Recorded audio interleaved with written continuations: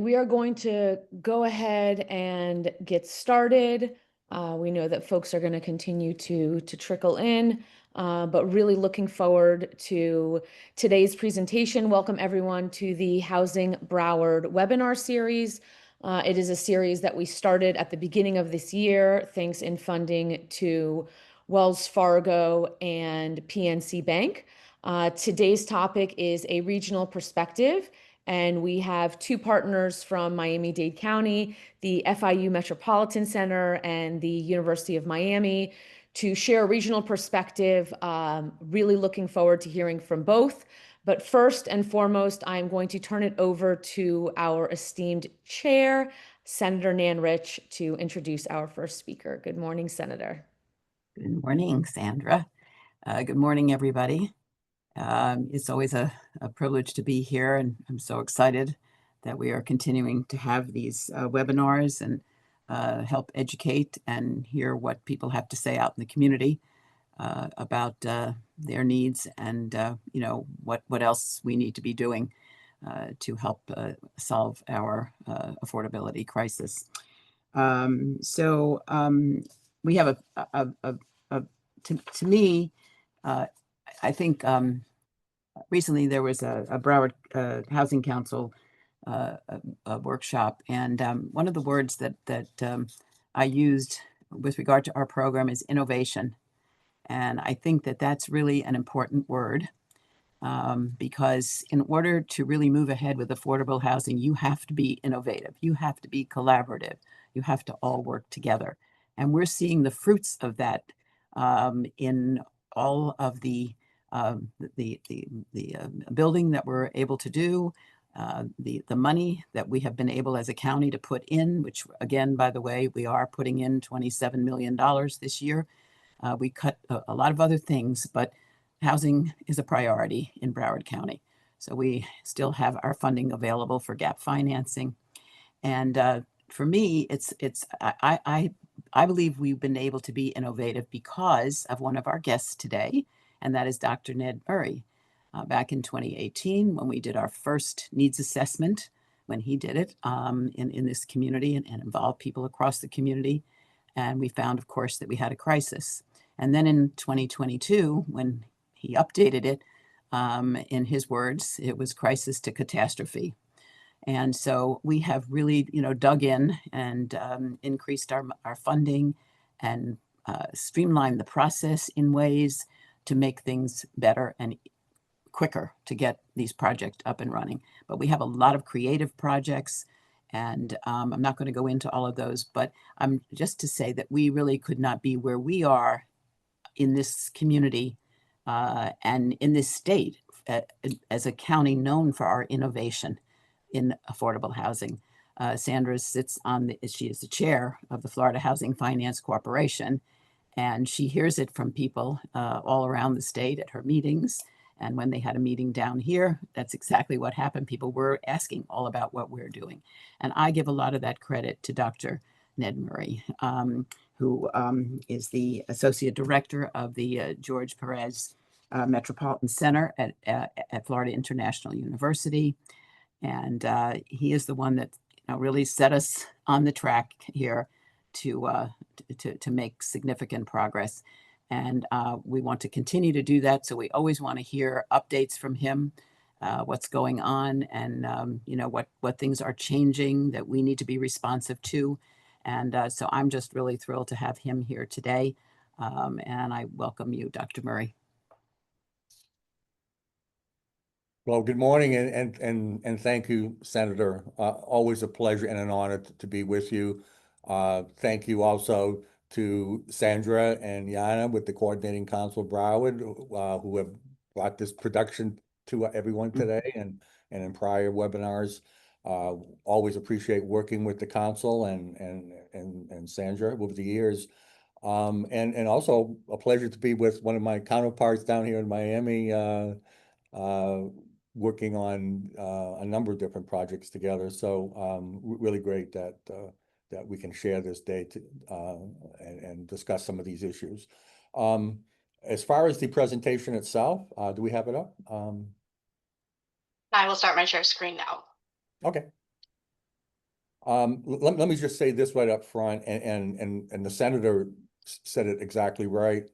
We were talking housing crisis back in 2018. Actually, we were talking about it a little bit before then, and the media was picking up on it. Of course, the Miami Herald was running up this whole series of articles on Paradise Lost, the Sun Sentinel, Palm Beach Post. Everybody was writing about it back then. And then something hit right after COVID. Just about June of 2020 is how we tracked it, and we began to see a level of investment activity that really changed the dynamics of the housing market throughout South Florida, and now Florida as a whole. That is really confounding in some ways, but as the senator said, we really are at a catastrophic level. And before I get to that first slide, because these numbers are just, and I kept it brief, but I want to provide some really powerful numbers to you, because these are the ones that we really have to take under advisement as we move forward. And as the senator said, it's going to require a lot of innovative thought. And I think the county, Broward County, certainly with its 10-year master plan, is ahead of the game on that. But there's a really important subtitle to that 10-year master plan, which the senator and Sandra know very well. The subtitle was Leading the Challenge and Sharing the Burden. And that's going to be a kind of a focus of a few of my remarks today, because Broward County, Miami-Dade County, and Palm Beach County, that being the governments themselves and the organizations like Sandra's, they can't do it alone. We need these multiple municipalities. In Broward County, we have 31. We have 30 plus in Miami-Dade and Palm Beach. We need them. We need each and every one of them to step up. Some of them have, and I think a lot of it has to do with the fact that here in Broward, at least, that they have a 10-year master plan that they can refer to. And we will real shortly have a dashboard, a scorecard that everybody will be able to tune in and just see how well we're doing. And it's going to be, I've already met with some of the county staff, and it's outstanding what they put together. I really look forward to that, because that was a really important part of the master plan, was to be able to show that, policy is one thing, but performance is another.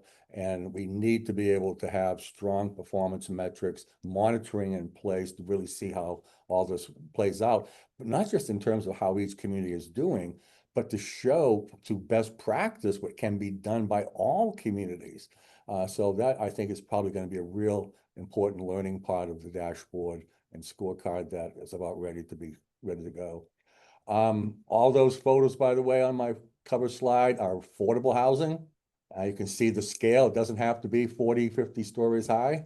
Infill is going to be really important going forward. We're told that all the time. And whether it be here in Broward or Palm Beach or in Miami-Dade, these are the kind of examples of the kind of projects that, and a lot of that missing middle that we can address, which was also an important part of the master plan. So with the first slide, and I hope I don't give anybody indigestion for lunch, but the next slide, which is what Sandra had asked me to do, is provide some regional perspectives here, and let's look at the numbers. And I'm not going to go all into all the census data and all the cost burden stuff that you see all the time. These are all the numbers you really need to know. As the senator said, things really get cooking after COVID, and we've been tracking that with all this work that we've done, most notably in Broward County, but in Palm Beach. Palm Beach has extended to us and asked for some of this data as well. But you can see what's happened since 2020 is just unprecedented. You can see that median single family home price in all three counties. Look at those numbers: 77% in Miami-Dade, nearly 70% in Broward and Palm Beach County. And look at those affordability ratios. I think most of you know that an affordability ratio in a sustainable housing market should be somewhere in the 3 to 4 to 1 category. We're almost triple that in Miami-Dade. So that's just not sustainable, and it's certainly not resilient. So really concerning there. Rents, interestingly enough, rents have been going up for a long time. There was never really a pause there. We found that ever since the Great Recession, rents have just been going up and up and up. But you can see that they've gone up even more so since 2020 as well. And what's happening is we're creating these enormous affordability gaps based upon area median incomes in all three counties. And once again, it's the gaps are almost more than what people can afford to pay. So it's like double what you would be able to pay. And we wonder why we have, population loss, and we're going to get into that towards the end of the presentation. Next slide. Okay, we also have zeroed in on, for all three counties. Most recently, Palm Beach County has requested this because they were looking at a 10-year projection themselves for their $200 million bond that they had that the citizens had passed a couple of years ago. But look at Miami-Dade. I mean, that's a really large number. That's just rentals, but look at that's just at that 30% AMI. And what we're finding in all counties, including Palm Beach, as you can see at the bottom, that's really where folks are hurting. And of course, in Palm Beach County, they have a very, very high AMI to begin with, 104,000. So at 30%, that captures even a larger share. But even with that, those numbers are really important because we really are looking at renters who are just, I mean, beyond even severely cost burden, basically, just aren't getting by paying the rent and all the other costs that come with living here in South Florida right now. So these are important numbers. Of course, this is when we did the Broward housing needs assessment and of course the master plan. We've focused in on these gaps, particularly on the renter side, but also the owner side. Similar numbers on the owner side in that $75,000, 74,000 range. So we need to understand that, and this creates all types of problems that we all know, because once you get into this level of income and rent to income, it's really, really difficult to make projects work in terms of gap financing. And so that is where LIHTC comes in. This is where other programs come in, but this makes the challenge all the more difficult. Next slide, please. These next few slides are really, really important, and I'm really looking forward to updating this for Broward County for the 2026 Broward County Affordable Housing Needs Assessment, which should start up fairly soon. What I want you to focus on, and we started this, by the way, in Miami back during that housing crisis of 2018. Even back then, we began to see that we were losing bad enough that we aren't building affordable housing or preserving enough affordable housing, but we're also losing it through market appreciation. And so we were kind of focused on it when we first did this in Miami-Dade and the city of Miami, and just seeing how that was playing out. So that was the first iteration of it, but we became much more focused on it when we did the Broward County Affordable Housing Needs Assessment, as the senator mentioned, 2022. But you can see the data was 2016 and 2020 for then. When we do it now, this update, we will have 2024 data. So we're going to have 4 years of data post-COVID, which captures that whole all the investment activity that took place in those 4 years after COVID. So we're really looking forward to that, and everybody should be, that the release of the census data in December, provided the government opens up and we can access the data. But what I want you to focus on is the table and look at those numbers. Look at the changes where, and the way we calculated this, whether it be Miami-Dade, Broward, or Palm Beach, is we looked at, in this case, this is owner occupied housing. We were focused on housing at that point at 250 being about 120% of AMI. And you can see, it starts in 2017, and what we see is we're losing, just through market appreciation alone, an average of over almost 16,000 units a year. And on the other hand, we see it all going up on the higher end. I can tell you now, look at those numbers there. When we go to Palm Beach, which I think is the next slide, or maybe it's the 2 slides down. Next slide. Okay, no, that's fine. Okay, great. Here's what happened in Palm Beach, because we had to update this for their 10-year projections last year. So we were able to access 21 and 22 data. Look at that table. Look at 21 and 22. You could see it started, same thing, same as Broward. It starts in 2000, mainly in 2019 there, but look at the jump in 2021 and 2022. That is just it's just amazing to see that loss of, and this is now owner occupied on this table. But can you imagine what's going to happen when we now when we add the 23 and 24 data to this, and Broward will be the first to see it. It's really going to be shocking to see how much we're losing. There's no such thing as naturally occurring affordable housing anymore. In fact, if there's anything out there, it's unnatural. So look at that, and then look at the next one. This is the renter side. Next slide. Yeah, this is the renter side. Look at the same thing. Look at the numbers just spiking in begin to spike in 2021 and 22. So think about that trend where at that point the county was losing, 5,500 units a year in terms of their affordable rental. This at 80%, by the way, of AMI, where most of our workers, our renters and workers live, or earn, I should say. But once again, when we update this using 2023 and 2024 data, we're going to see numbers even much higher than that. So this, I think, is probably the biggest challenge that we're going to have to deal with. And you already saw on the first slide those numbers, right? The median price that we're at now in terms of single family, but also the rents that we're seeing in those gaps. So these reflect what reflect those tables and charts that you just saw.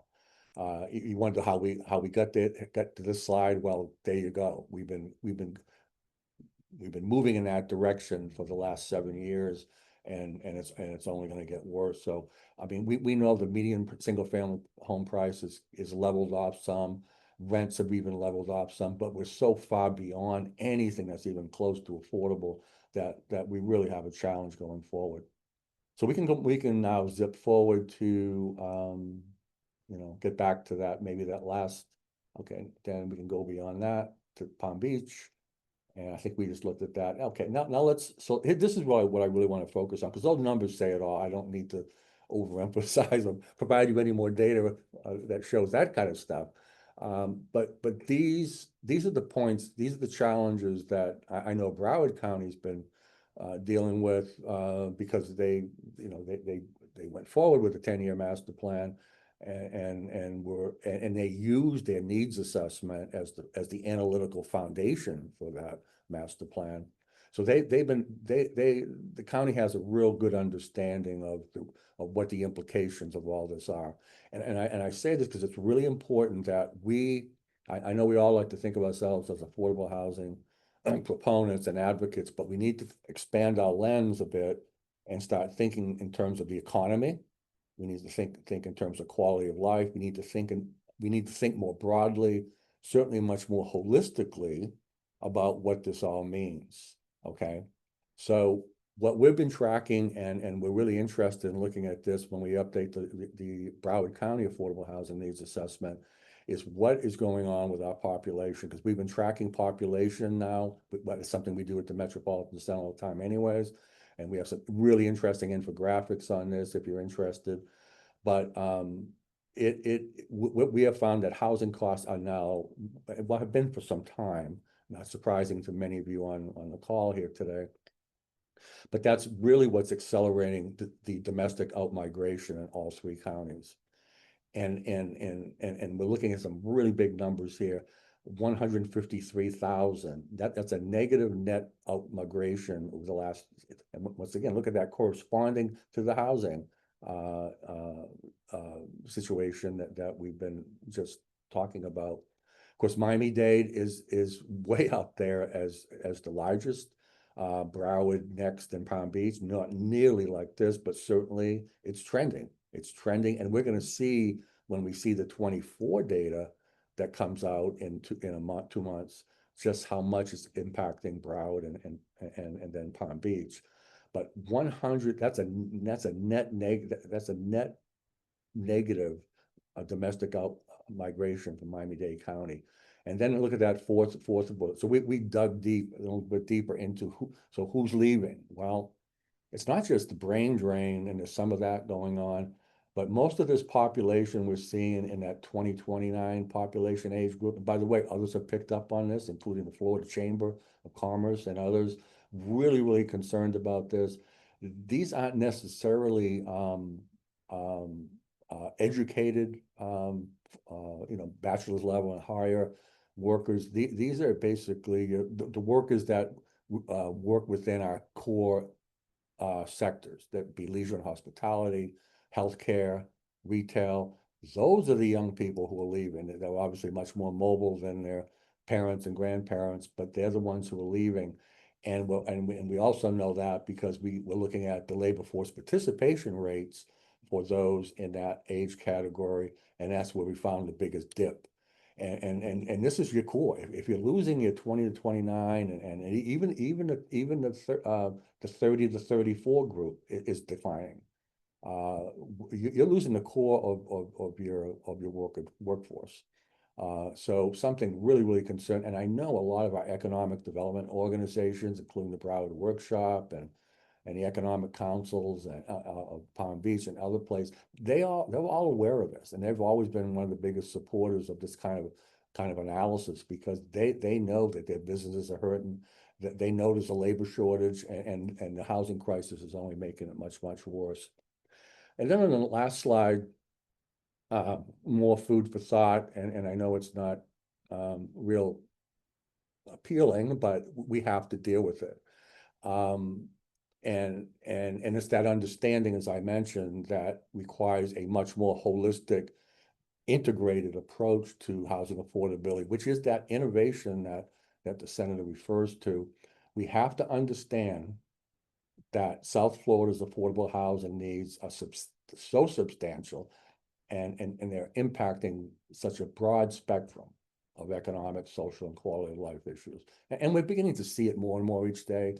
A lot of anecdotal information. Obviously, we're seeing the out-migration, we're seeing the labor shortages. So we're seeing it. Our schools, we're losing our young families. So it's happening, and it's happening every day. We mentioned the renters. I really want to focus in on that, because once again, when we did a presentation for Broward County where we showed the top 10 occupations in terms of total employment in Broward County. And I can tell you, because we've done it before in Palm Beach and Miami-Dade, out of that top 10, 7 out of those top 10 earn less than 50% of AMI. So we know who they are, because we know our industries. Like I said, it's leisure, hospitality, and healthcare and retail. That's our economic base. I mean, it's not that we don't want to support it, because that's our core. Those are our core industries. But we have to be mindful of who works. What are those occupations? What are their wages? And how does that play into the housing crisis that we're dealing with? So, there's also, the point that we raise here in terms of those sectors. We think about it in terms of stores and maybe hotels, but it's our universities. We're seeing it here at FIU. I'm sure FAU and Nova, everybody is experiencing this right now, trying to keep faculty, trying to attract faculty and staff. It really is widespread. And then these last two are really focused on our municipalities. Each municipality has to understand that they have their own resident workforce. They may have affluence. They may not see this affordable housing crisis as theirs, but you still have a resident workforce composed of working families and households whose mobility, right, is fundamental to the economic strength and character of your community. The other thing that you need to realize is that Broward County, well, South Florida in general, I should say, in all the studies we do, especially the economic studies we do an inflow, outflow, employment analysis. The numbers are just out there. And you wonder why you take so long to drive on 95 or on 595 or any of the other highways during the morning commute hours or evening commute hours. People are having to leave and drive long distances. But guess where they're going? They're going to those more affluent suburbs and working all those other more affluent communities along the coast, because you don't have the workers. So you better be mindful of the fact that you have workers coming into your community to take all the jobs that you have in your hospitals and your healthcare agencies and your retail restaurants, whatever it may be. So you have a stake in this, an important stake, because those workers are already traveling far distances to get to their destination.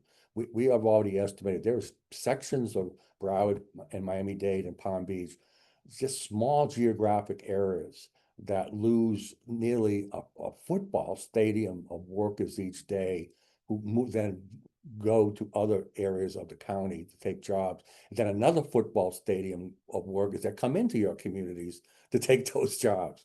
I mean, it's just not sustainable. And then this last point, and that's why it's so critical for all the municipalities to step up and do what they can. And we have all these suggestions in the Affordable Housing Master Plan. We can't rely on federal and state programs. We need them, but they're not even close to funding, especially at the federal level, what we used to get some years ago.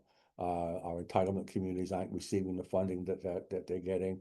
The state has certainly improved some over the last few years, but it's not even close. So unless we help resolve this locally, and I'm talking right down to the municipal level, whether it be through affordable housing funds, whether it's just be through creating the zoning and land use that allows for this to happen. So many different things that you can do, but we can no longer rely. We just cannot rely because the gap is much too large.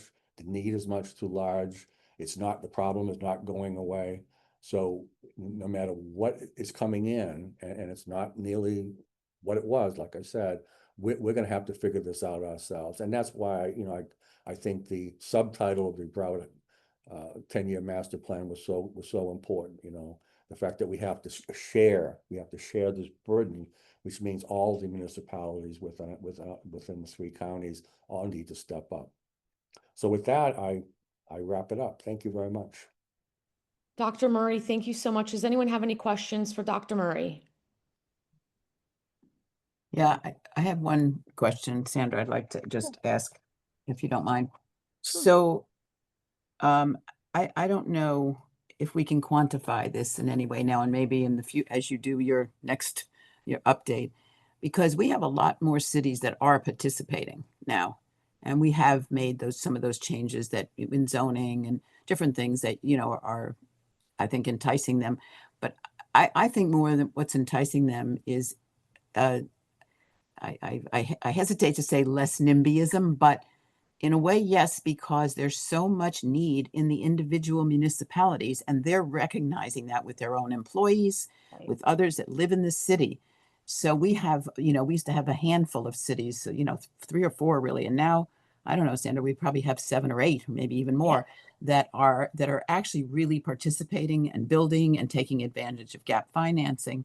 So I don't know if there's any way to quantify that, and I also think that that could help with this outflow of people, leaving, because a lot of these cities who do employ, people in this age group, are going to be impacted by this. So I don't know if you want to just comment on that. Well, it's a great point, Senator, and I think Sandra and you know this, and Ralph Stone certainly repeats it quite a bit. Leading up to the plan, the master plan being done, you all coordinated, upwards of over, what, 50 to 60, was it, Sandra, meetings out in the communities, in the municipality, with stakeholders and community. And it gets back to the education topic that we talked about earlier. Well, I think community education on this topic and what the consequences are, what the implications are, is absolutely essential. So I think a lot of what we're seeing in terms of community stepping up, which we are going to see on the dashboard when it comes out, is a result of the buy-in of a lot of municipalities, and their community leaders and their business leaders in understanding that, you know what, we can do better. And I think it's a great point, Senator, and I think that speaks volumes in terms of what community education can accomplish. Okay. Thank you. Agreed. Thank you so much, Dr. Murray. Any more questions for Dr. Murray? I believe we have one in the chat. What change in home ownership do you foresee from the large home prices, particularly for Broward residents? Well, home prices aren't going to dip. I mean, remember you saw those 70% increases since 2020. We were already talking unaffordability for home ownership way before that. So we were at 375 back then, and that was way unaffordable for the typical home buyer resident in Broward County. So, but that doesn't say, and maybe this is a whole topic for a whole other discussion, is that you can still zero in on a certain segment of the AMI, you know, whether that be the 80 to 100 or that 100 to 120. We need to start somewhere in terms of programs that get people into first-time home ownership, purchase rehab, which is really important with some of our older housing stock now. There's a lot that can be done because remember, this is the median price. There are communities within all three counties where you have an older housing stock that needs rehabilitation. And I think if the counties and municipalities in particular step up and begin focusing on some of these neighborhoods and properties where homes don't cost $600,000, maybe they cost $200,000 to $300,000, but need repairs, or maybe there's opportunities for infill. One of those pictures on my cover slide was single family infill in Palm Beach County. So there's a lot that can be done, but that's for a whole other discussion. Right. Again, thank you, Dr. Murray. Now we're going to move on to our second presentation. I am really excited to have Chelsea LaFrance and Camila Zabla Jimenez here from the University of Miami Office of Civic and Community Engagement. They lead a super cool program, the Community Scholars and Affordable Housing Program down in Miami. I've already had many conversations with them about how much I love the program and really excited to hear more from them today. So Chelsea and Camila, welcome to Broward, and turning it over to you. Awesome. Thank you for having us, Sandra. We're really excited to speak with everyone and share more about the program.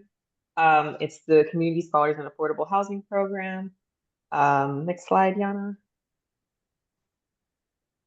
Thank you. So we're with the Office of Civic and Community Engagement, and our office's mission statement is to enhance university community collaborations by enhancing the university's academic resources and the enrichment of civic and community life in our local and national global communities. CCE promotes teaching and research strategies that translate academic knowledge into real-world problem-solving skills to address society's most pressing issues. Some of these strategies include fostering collaborative partnerships, promoting engaging scholarship, developing community-focused initiatives, enhancing civic education and participation, as well as recognizing and supporting community engagement efforts.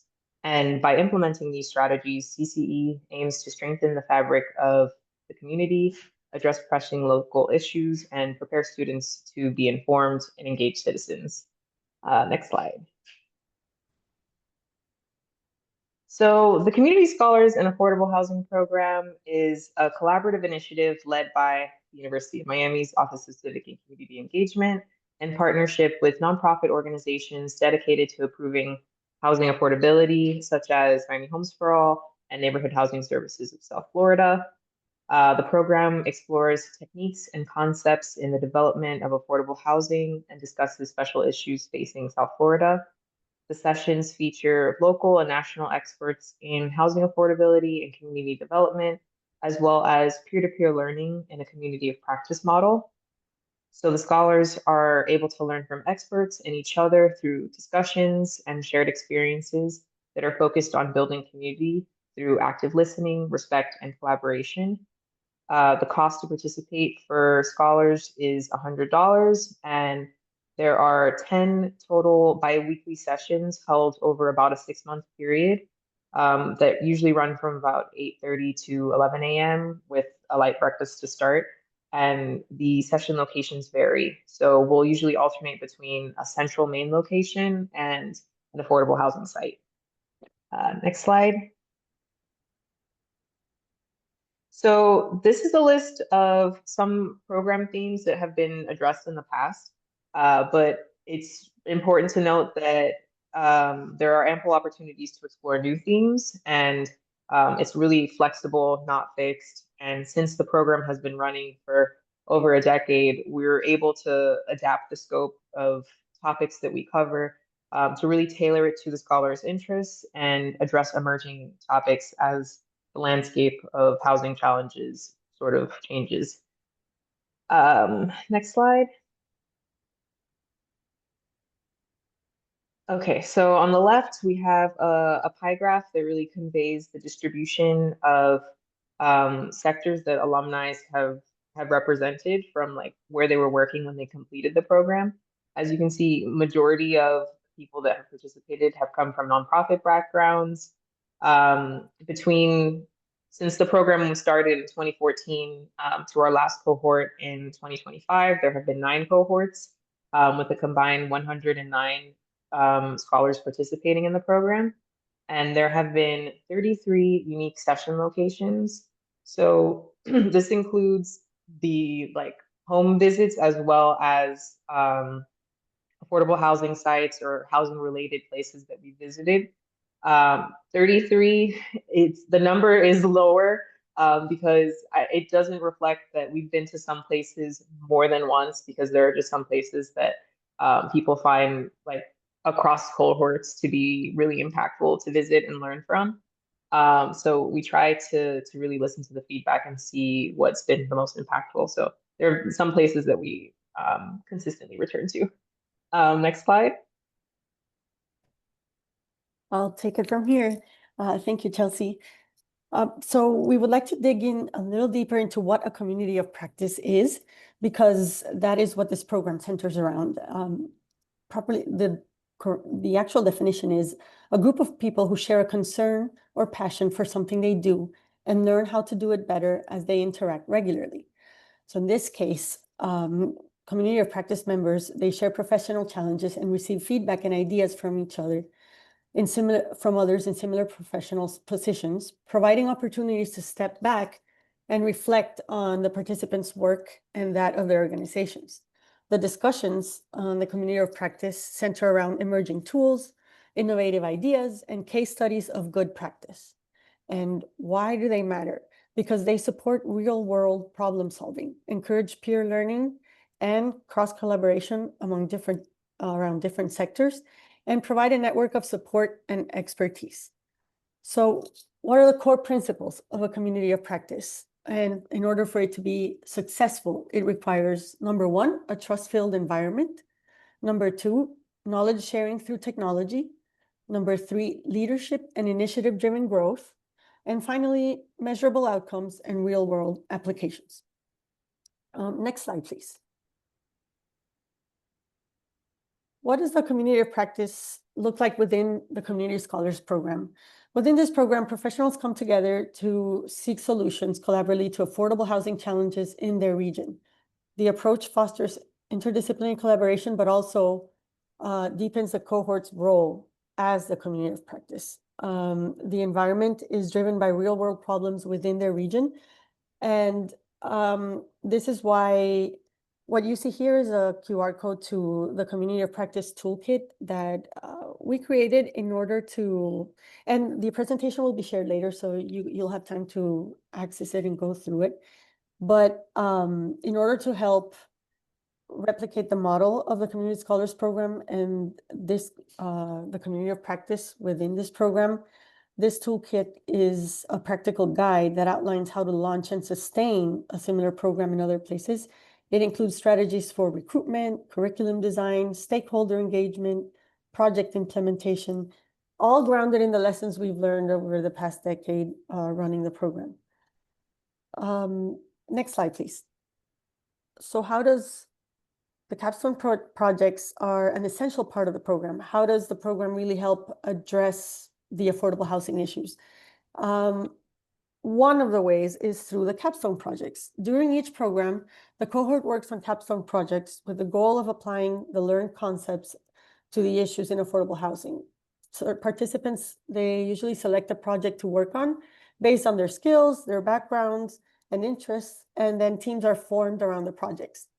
These projects are typically developed with local organizations and government agencies, ensuring the work is grounded in real-time issues and solutions. The themes include collaboration, capacity building, and innovation. So with collaboration is essential. As we've mentioned, it strengthens relationships among the organizations. Usually there are multiple organizations working on similar issues within the same geographic area. So these groups may or may not have relationships with each other or be aware of each other's work. So this brings that awareness and collaboration to help each other get through these similar problems that they're facing. Capacity building is essential because with the program, we help expand the resources and make them more effective. A lot of organizations that participate feel that they lack sufficient staff, funding, knowledge, or other resources in order to achieve their highest goals. So scholars help to address this by participating with these capstone projects. And finally, innovation. We seek to find new approaches to address the challenges. Many organizations with well-established programs and structures keep finding ways to address their changing needs and incorporate new ideas can always be tend to be a challenge. And so with a new group and a new cohort, bouncing ideas off of each other, there's always new and innovative ways that are presented to the organizations to try and address the problems that they present.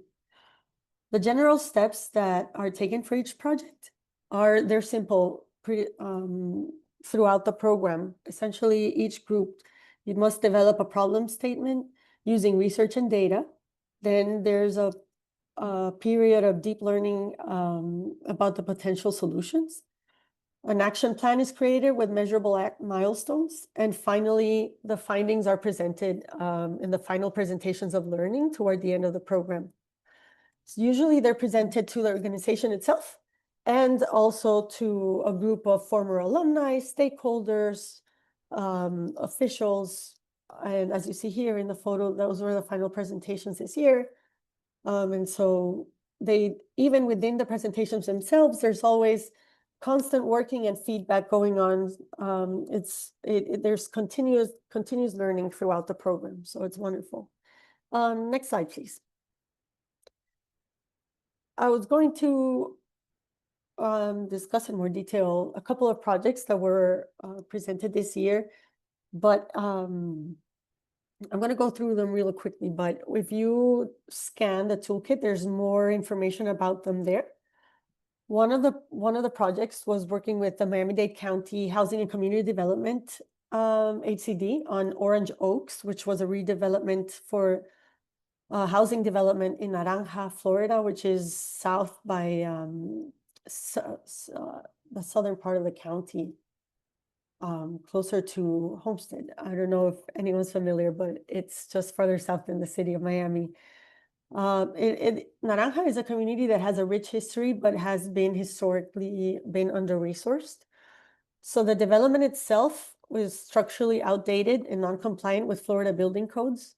And it was straining local resources and does not meet housing standards. So the challenge and the goal of the project included providing financial analysis to create an application strategy for the Department of Housing and Urban Development, HUD, developing a comprehensive relocation assistance plan for impacted residents, devising a final development strategy for HUD, and instituting a right to return for current residents using Section 8 and housing choice vouchers.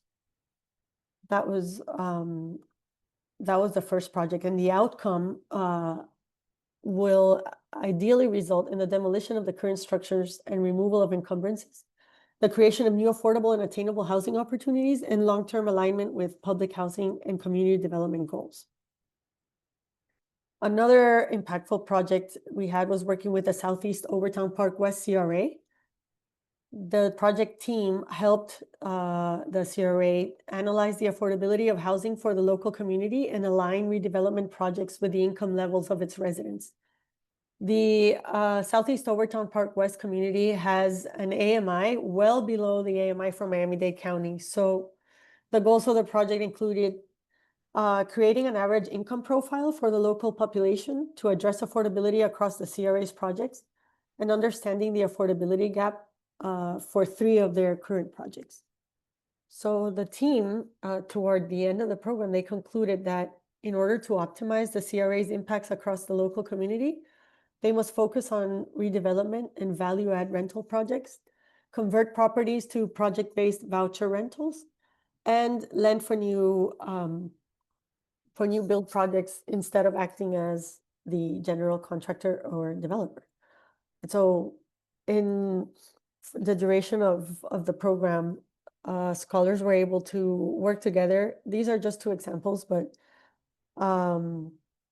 we hope to continue working with local organizations, as this is one of the primary ways that not only do scholars learn more, because a lot of them come in with particular skills, but they're looking to enhance other areas, but really filling that capacity where these organizations really need it. So, next slide, please. We also wanted to add a comment about alumni engagement. After the program, it's not like everyone goes on their way and we lose touch. We always try to, after each cohort, we love to help our former scholars stay connected, keep learning from each other. And we often bring together alumni at major events like conferences. We recently did that at the Florida Housing Coalition conference, or host smaller local meetups locally and information sessions so alumni can reconnect, share insights, and we also invite newly interested participants so everyone can connect and learn from one another and see if the program is suitable to what they're looking for. And so that's also an important component of the project, and we're always looking for ways to keep the engagement going and to see if alumni can also serve as mentors to newly engaged scholars. And so there's always opportunity for cross collaboration even outside of the program schedule. Thank you. I believe that concludes our presentation, but we definitely wanted to make sure that there's enough time for any questions you may have. But Chelsea and I are also accessible after today for any more information that you may want to know about the program. Thank you so much for having us. Of course, Chelsea and Camila, thank you so much. Does anyone have any questions? No questions for the UM team? I thought it was fantastic. Again, I really look forward to to exploring the opportunity to see if we could bring this to Broward. I would be interested for anyone that is on the Zoom now, if this was a program that we brought to Broward and you would be interested in it, if you could just throw your name into the chat, we would certainly be interested in knowing, what the need is out there.